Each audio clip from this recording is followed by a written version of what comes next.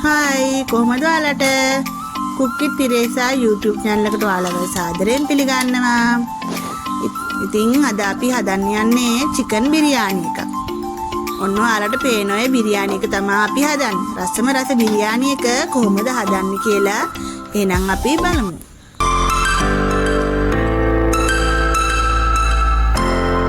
හරි, අපේ biryani එක හදන්න අපිට ඕන කරනවා बासमती हाल මෙතන මං අරන් තියනවා बासमती हाल කිලෝ එකක්. තව ඕන කරනවා මේ විදියට පොඩියට මේ කෑලි හිටින්න කොටාගත්ත අවු මිරිස් කරල් 10ක් විතර. ආය රම්ප සහ කරපිංච.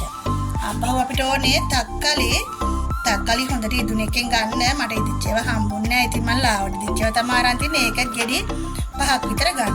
එතකොට අපිට ඕන කරනවා තව සුදු ලුණු සහ ඉඟුරු. මම මේ දෙක හොඳට කොටාගෙන තියෙනවා. මේක වලට අවශ්‍ය පමණ ඔයාලා හිතලා ගන්න. වැඩි කරගත්තත් කමක් නැහැ. වැඩි වෙන තරමට රසයි. ඒ වගේම අපිට ඕන කරනවා රටකජු. රටකජු ටිකක් අරන් තියෙනවා මම. මේකට කජු තමයි හරියන්නේ. ඒත් මට මේ වෙලාවේ කජු ගන්න බැරි නිසා මම මේකට රටකජු දානවා. එතකොට අපිට මම මේ අරන් තියෙන ඇන්ක බටර්. මේකට ඇන්ක බටර් හොඳයි. ඊට වඩා හොඳයි ගී තියෙනවා නම්. ඔයාලා ගාව ගී තියෙනවා නම් ඔයාලා මේකට ගී පාවිච්චි කරන්න. එතකොට මේ වගේ බේ ලීෆ් කොලයක් සහ කුරුඳු පොතු සහ එන්සල් කරාම්නෙට මේකත් ඔයාලට හිතට බලලා අවශ්‍ය ප්‍රමාණය ගන්න. එතකොට මෙතන අපි තව අරන් තියෙනවා රටලුණු. රටලුණු නම් මම මෙතන කිලෝ එකක් තමයි අරන් තියෙන්නේ. ලුණු වැඩි වෙන තරමට රසයි. ඉතින් ඔයාලත් ඒක අඩු වැඩි කරගන්න ඔයාලගේ හිතේ ගන්නට. එතකොට මේකට අපිට කුකුල් මස් ඕන. මම මෙතන අරන් තියෙන කුකුල් මස් කිලෝ එකක්.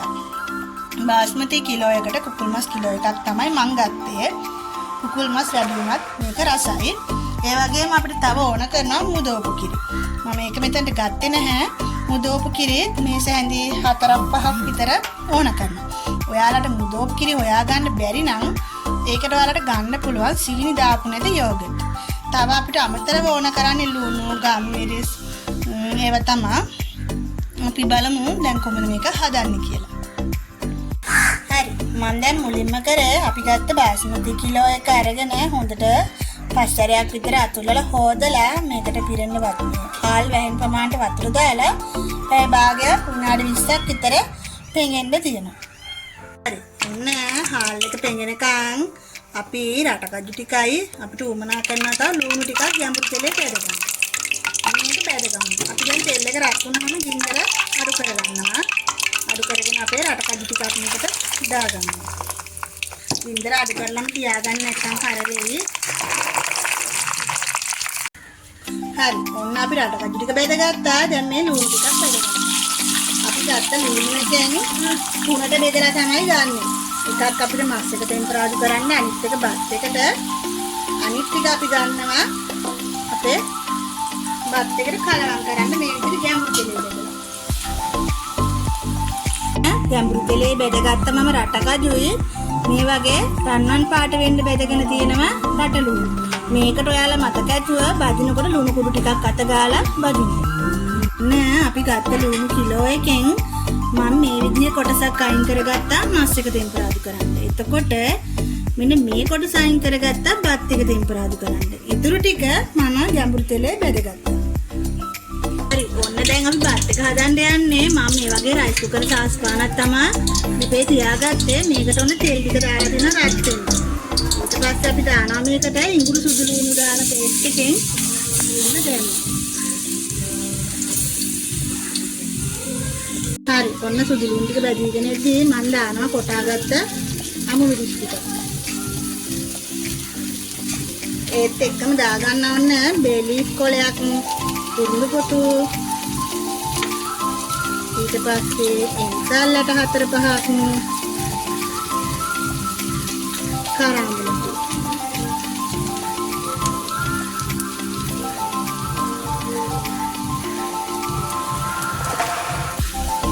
ඔයාලා මේ වෙලාවේ ගින්දර අඩු කරලාම තියාගන්න.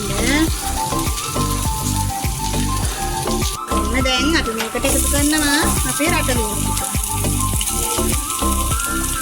මේ ටික හොඳට අපි රන්වන් පාට වෙන්නම බෙද ගන්න ඕන. ගින්දර අඩු කරලා තියාගෙන විනාඩියක් විතර රන්වන් පාට වෙනකම් බෙද ගන්න. ඔන්න දැන් අපි ලුණු ටික බෙදලා තියෙන්නේ. අපි දැන් මේකට දාගන්නවා අපි හොදගා මම මේ ටික පෙරාගෙන තියෙනවා ඒ කාල් එක.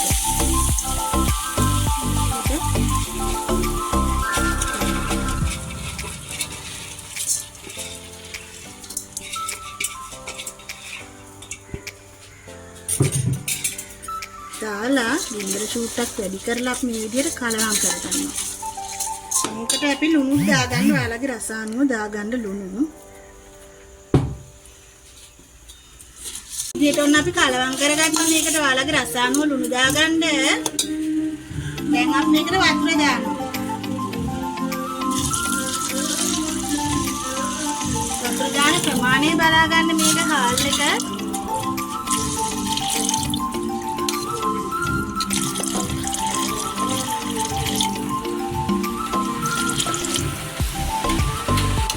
විදිහට අපි හාල් එකට වඩා අඟල් කාලක් විතර වගේ උඩට එන්න තමයි මේකට වතුර අපි තියාගන්නේ. ඒකට වැඩි ගින්දරේ මේක පුරවගෙන ඊට පස්සේ අපි අඩු ගින්දරට දාලා තියාගන්නවා.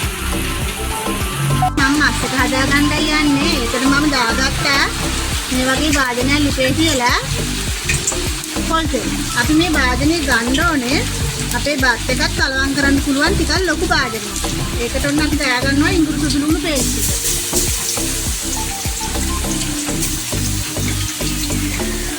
ඒකම දාගන්නවා අපේ මිරිස් කරල් විතරක්.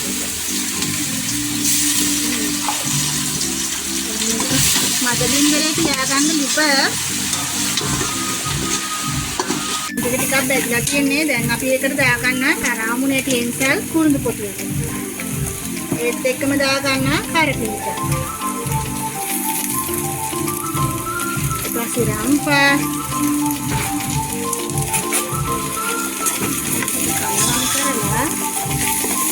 මේකට දාගන්නවා අපේ ලුණු ටික.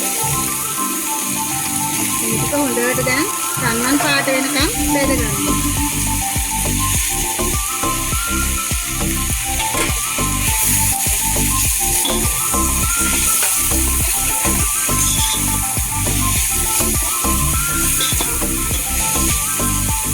මේක බෙදීගෙන අපි මේකට දාගන්නවා තක්කලි ටික.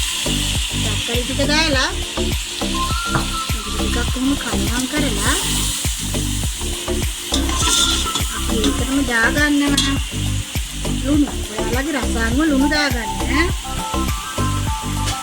ඒකටම ආයෙ දාගන්නවා අපි කහ කුඩු ටික.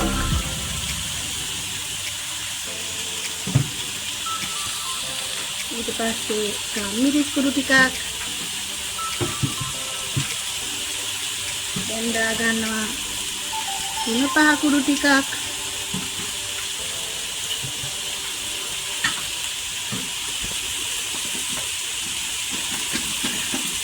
මේකෙන් දාගන්නවා මිරිස් කුඩු ටික. මේ ඔයාලගේ රස අනුව වල දාගන්න. දැන් මේක කලවම් කරගන්නවා. මේ තක්කාලි ටික හොඳට බැදිලා සෝස් එකක් වගේ ක්‍රීම් වෙනකන් අපි මේක මද ගින්දරේ විදිහට කුඩු කලවම් කර මේක බෙදගන්න. මද ගින්දරේම තියාගන්න. මොකද නැත්නම් මේක කරේවි. මේ තක්කලි දාලා හදාගත්ත පේස්ට් එක හොඳින් ගානට හැදිලා තියෙනවා. දැන් අපි මේ වෙලාවේදී දානවා මුදවපු කිරි. ඒකෙන් හැඳි 2යි 3යි 4යි. මේ වගේම අපි 4 මාරක් විතර දාලා ඉතින් මම ලිපණන් ගින්දර අඩු කරලාමයි තියෙන්නේ. ඒක කලවම් කරලා හොඳට ඔයාලා ලුණු බලන්න මේක දාන්න කලින් මේකේ ලුණු බලලා ලුණු අඩුපාඩු හදාගෙන ඔන්න මොදෝප කිරි ටික දාන්න. දාලා කලවම් කරලා ඒ ගණන් ගන්න එපා. වටෙන් සද්ද ඇහෙනවා වහිනවා අපිට. ඒවා ගණන් ගන්න එපා. මේ විදිහට දැන් අපි දානවා අපි ගත්ත මස් ටික.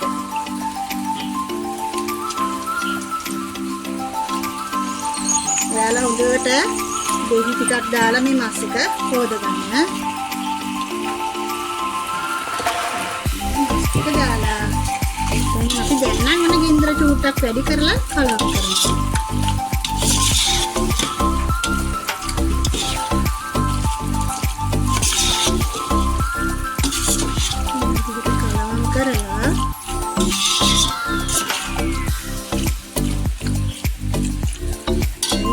රෙඩි කරගත්තට කමක් නැහැ. අපි මේකට වතුර ටිකක් තියා ගන්නවා මස් ටික තැම්බෙන්න. මේ විදිහට මම මේ කෝප් එකකින් එකක් තමයි වතුර දැම්මේ. දාලා ගින්දර වැඩි කරලා මස් ටික අපි තඹ ගමු. හොඳට උතුරනකන් ගින්දර වැඩි කරලා තියාගෙන ඊට පස්සේ ටිකක් මද ගින්දරේ තඹ ගමු. හරි ඔන්න දැන් අපේ මස් එක උතු වෙලා තියෙන්නේ. අපි දැන් මේකට බත් එක හදාගන්න යන්නේ. මම මේකෙන් ටිකක් මෙහෙම අයින් කරගන්නවා. මොකද මැද හරියෙන් මේ ටික ආයි දාගන්න. ඉස්මත් එක්කම මස් ටිකක් මේ විදිහට ගන්නවා. ඉස්මත් එක්කම ගන්න. හරි මේ විදිහට තියලා දැන් අපි මේකට දාගන්නවා. අපි හදාගත්ත බත් එකෙන් ටික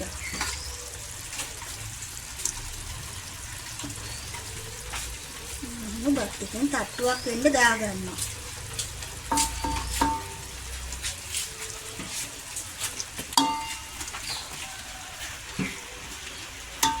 මම තට්ටුවක් දාගෙන අපිට මේකෙන් දැන් මම බෙදගත්ත රටකජු මේ විදිහට අන්න දාගත්තා. ඊට පස්සේ දාගන්නවා අපි බෙදගත්ත ලුණු. මේ විදිහට දාලා අපිට තව ඕන කරනවා බටර්. මේකට තනින් මම බටර් ටිකක් මේ විදිහට දාගන්නවා. ඔයාලට මේකට ගී තිබ්බනම් හොඳයි. මං ගාව දැන් ගී නැති හින්දා මම බටර් තමයි මෙහෙම දාගන්නේ.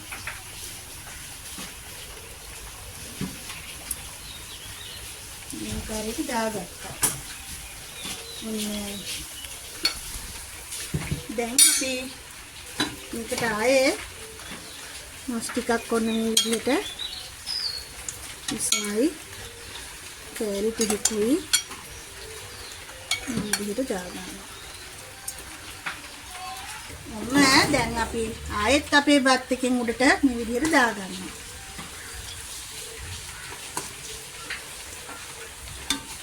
මේ විදිහට දාලා මම මේක තට්ටු තුනකට තමයි හදන්නේ. ඔන්න දැන් අපි තියලා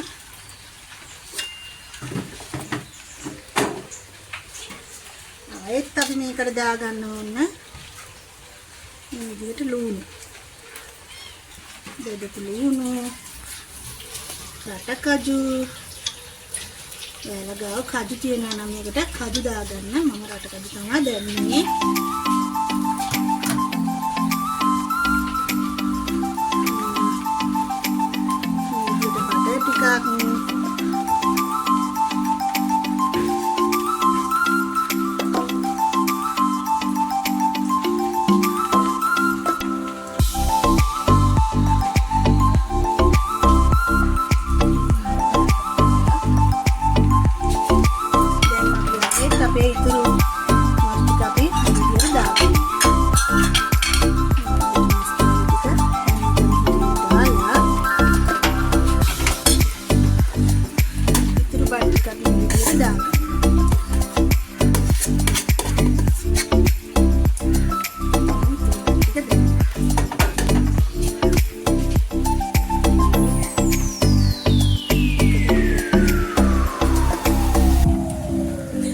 අපි තට්ටු තුනකට අපේ බත් මිශ්‍රණය දාගත්තා. අපි දාගෙන මම මේ විදිහට කෙහෙල් කොළ වලින් මේක තද කරනවා. මේකේ හුමාලි එළියට එන්නේ නැති වෙන්න තමයි අපි මේ විදිහට කෙහෙල් කොළ තියලා තද කරන්නේ. දැන් අපි කෙහෙල් කොළ දාලා තද කරනවා. කෙහෙල් කොළ වලින් යාලා හොඳට කල්පනා කරලා බලලා කරන්න මේ හුමාලි යන්නේ නැති වෙන්න. මේකේ මස් තියෙන මස් එකේ තියෙන ඉස්ම වලින් මේකේ ගින්දර ඔයාලා හොඳටම අඩු කරලායි තියාගන්න ඕන මේක. මෙන්න මේ විදිහට අපි තද කරලා බත් එක උමාලේ අඩු වෙන්න වහලා මේ මූලියෙන් අපි හොඳට වහනවා. හරි. හොඳටම අඩු කරලා තියාගන්න. ඔන්න ළමයි බලමු අපේ බිරියානි එක කොහොමද කියලා.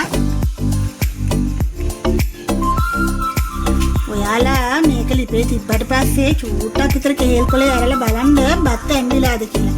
මේ තියෙන්නේ විනාඩි 20කට 25කට විතර පස්සේ අපේ බිරියානි එක. මේක නම් හරිම සුවඳයි.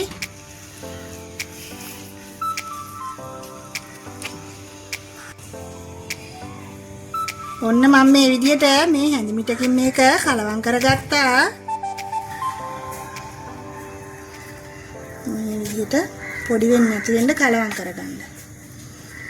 මේක තමයි අපේ චිකන් බිරියානි එක. ඔන්න අපේ චිකන් බිරියානි එක හදලා ඉවරයි. ඉතින් ඔයාලත් මේක හදලා බලන්න. හදලා රස කොහොමද කියලා මට කමෙන්ට් කරන්න. ඉතින් මගේ channel එක subscribe කරන්නත් අමතක කරන්න එපා. ඒ වගේම මේ වීඩියෝ එක ඔයාගේ යාළුවන්ටත් බලන්න share කරන්න. තව මේ වීඩියෝ එක හොඳයි නම් like එකක් දාගෙන යන්නත් අමතක කරන්න එපා.